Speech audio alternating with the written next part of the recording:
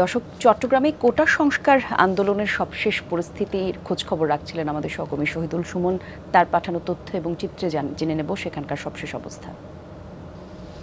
দুপুর পর্যন্ত চট্টগ্রামের যে পরিবেশ সেটি আসলে ঠিকঠাক থাকলেও আমরা দেখেছি জুমার নামাজের পরেই আবারও পুলিশের সাথে যারা কোটা সংস্কার আন্দোলন করছেন তাদের সাথে আসলে সংঘর্ষের ঘটনা ঘটেছে। যারা কোটা সংস্কার আন্দোলনকারীরা রয়েছেন তারা কিন্তু বিভিন্ন জায়গায় আবারও জড়ো হচ্ছেন এবং সেখান থেকে তারা নানাভাবে তাদের যে পক্ষে সেটি তারা দাবি তুলছেন, কোটা সংস্কার করার, কিংবা তারা সড়ক অবরোধ করার চেষ্টা করছেন। এই নিয়ে কিন্তু পুলিশের সাথে তাদের আসলে মূলত ঝামেলাগুলো বাড়ছে।